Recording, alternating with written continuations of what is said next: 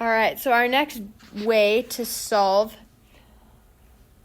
for a system of equations is going to be the substitution method.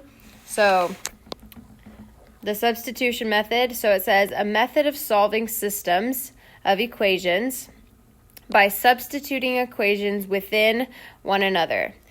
Okay, I know that seems like a lot of words, but let's break it down here in these steps. So 3 steps to solve. So step 1 says to solve one equation for x or for y, meaning getting an equation to say x equals something or y equals something.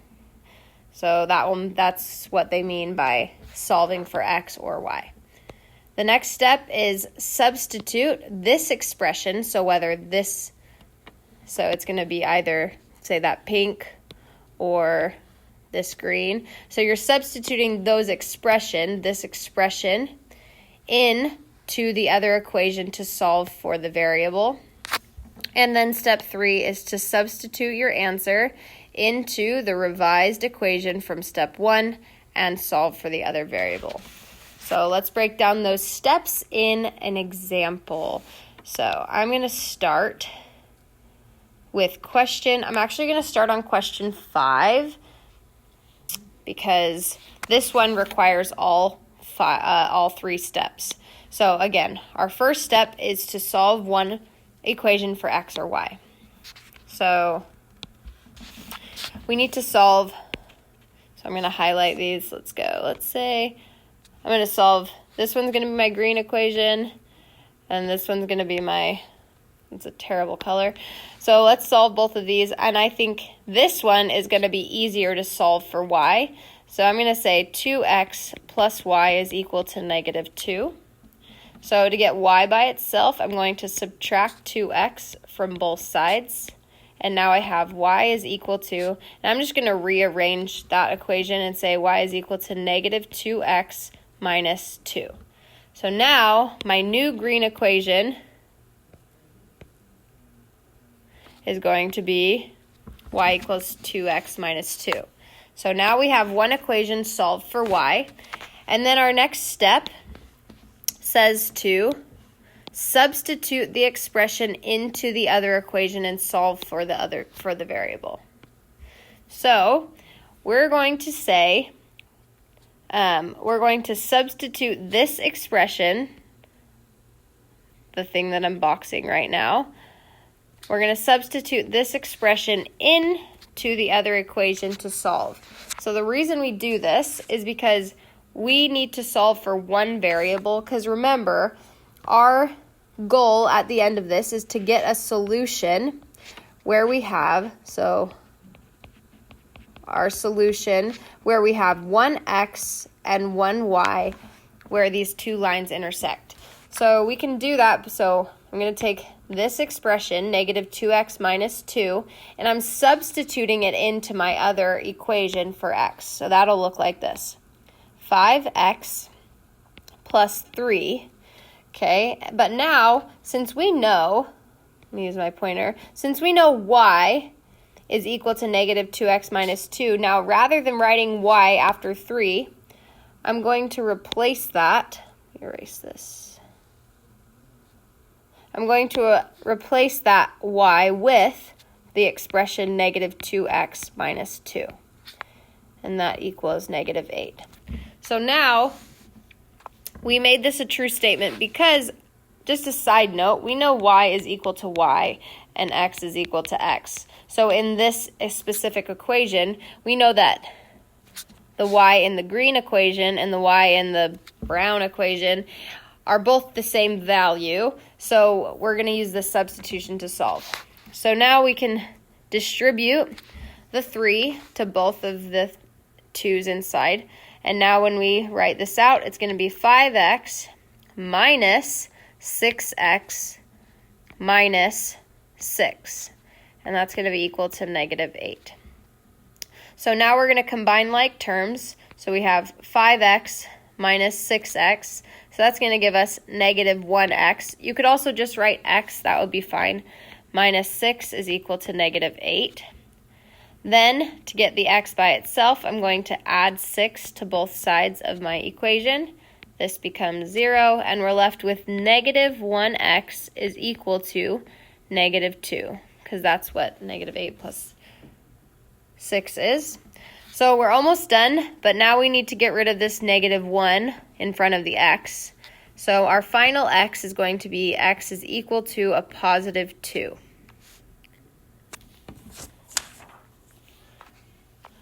So then I can gonna go to step 3. So now, step 3, we're going to substitute our answer into the revised equation from step 1 and solve for the other variable. So we already solved for x, but now we're gonna take our answer and we're gonna put it into our revised equation. So the revised equation is this y equals negative 2x minus 2. So I'm gonna say y is equal to negative 2x minus 2, but now we know that x is equal to 2, so we're going to replace the x with a positive 2. And then when we simplify, we get y is equal to negative 2 times 2 is negative 4, negative 4 minus 2, and then we get y is equal to negative 6. So we have x equals 2 and y equals negative 6. So this here, both of these are going to go into our solution of our equation. So this, if we would have put this on a graph, that would have been, so this 2 comma negative 6, that would have been where our two lines intersected if we would have graphed them. So that is how we solve by substitution. And remember that we can always check our answer by plugging this coordinate pair into either of these equations. Okay. All right, I'm going to go ahead and go to the front side.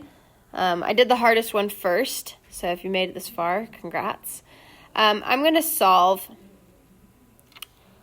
number 3.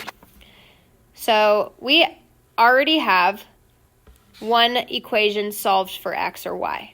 So this here is already solved.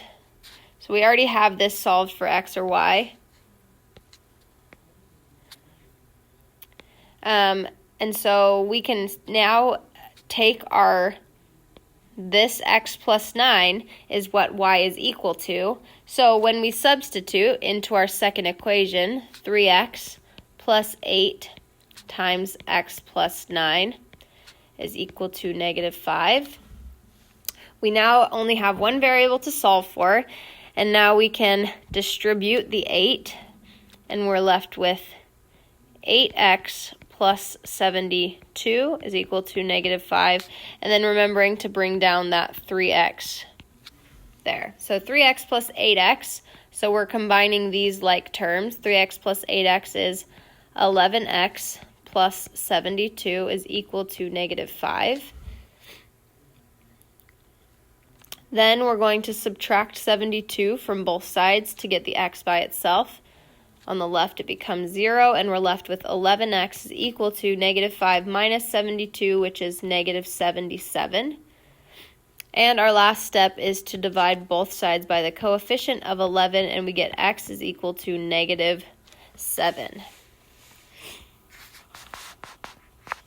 So again, our final goal is to get one solution with an x, y coordinate pair. So we found our x value, and that's negative 7. So now we need to take our x value, and again, we're going to substitute our answer into the revised equation from step 1. But in our case, we didn't have to revise any equation. We just have y is equal to x plus 9. So we're going to take our negative 7 here, and we're going to substitute it in for our x here. So we have y is equal to negative 7 plus 9. And then negative 7 plus 9 is a positive 2. So that becomes our solution there. And I'm going to do one more just right underneath it, because this one's a little bit different. like it said in the notes here, we can solve for x or y. And so we see here on number 4 that we have one of our equations solved for x. So rather than rearranging it to solve for y, we just use what they give us. So, except now our substitution. So when we take this expression, 4y plus 7, rather than putting it in for the y value, we're going to now replace the x value with that 4y plus 7. So we have 2, rather than writing x, now we're going to write 4y plus 7. And then we have to finish writing minus 6y is equal to 12.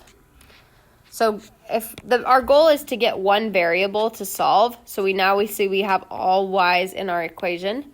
So we're going to distribute the 2.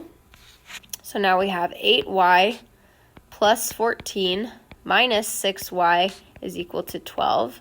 So now I need to combine my like terms.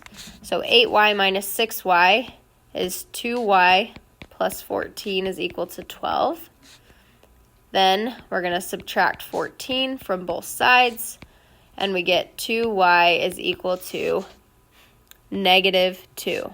Divide both sides by 2, and we get y is equal to negative 1. So this is where I think I see a lot of errors, is because people are used to solving for x first, and so what they'll do is put the negative 1 here. But we know that we just solved that, and we know that that negative 1 is actually for our y coordinate. So now, rather than solving for y, we now need to solve for x. So we're going to take our first equation, which was x equals 4y plus 7, and we're going to take our negative 1 that we just solved for, and we're going to put it in the y spot in that equation. So we get x is equal to 4. Rather than writing y, we're going to write negative 1 plus 7. Now we're going to simplify from there. So we get x is equal to 4 times negative 1 is negative 4 plus 7. And then our final answer is negative 4 plus 7, which is a positive 3. So that goes into our solution there. Our coordinate pair 3, negative 1. So I know that this is a new way to solve equations. So those are the 3 that we did together. Sometimes you'll have to start at step 1. Sometimes you'll have to start at step 2. But any way you do it, you should end with one solution of an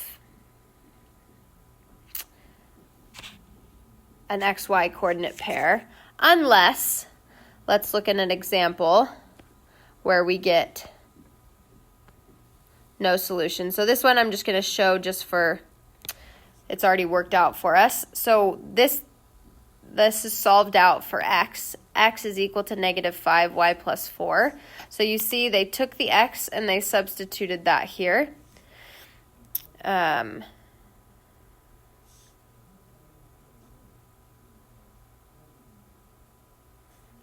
And then they solved all the way down to here, 12 is equal to negative 1. But we know that that's not true, so we get no solution, which is parallel lines. And so these are the 2 that I wanted to highlight. Let me use a better color. So we see parallel lines. When we have a number that equals another number, we get no solution. That's when our lines are parallel.